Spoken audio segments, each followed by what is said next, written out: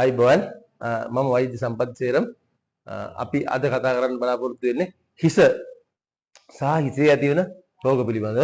හිස කිව්වොත් ශරීරයේ උත්තම අංගයක්. මේ හිසේ රෝග ගණනාවක් තියෙනවා. සමහරු රාත්‍රියේ නානවා, වැඩිපුර නිදි මරනවා. ඒ වගේ දේවල් උනුත් හිසේ රෝග ඇති වෙනවා.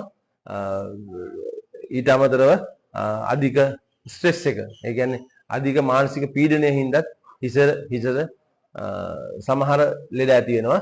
ඉතින් ශීරෝදාර වගේ ප්‍රතිකාර වලින් සමහර හිසේ රෝග අපිට 99%ක්ම හොඳ කරගන්න පුළුවන්. කොණ්ඩයම් ඉරුවාරදය වගේ දේවල් හිසට ලේස් අපීම මදිකම හින්දා වෙනවා. ආර්තව ભેද වගේ සමහර ශරීරයේ තියෙන ප්‍රශ්න හින්දා හිස රදය එනවා. ඉතින් මේ හැම දෙයක්ම අපිට වළක්වා ගැනීමේ ක්‍රම සහ මේවා නැති කර ගැනීමේ ක්‍රම අපි සතුව තියෙනවා. හිසට හැම තිස්සෙම තෙල් ගැල්වීමත් ඊටාම සුදුසුයි කියලා අපිට කියන්න බෑ.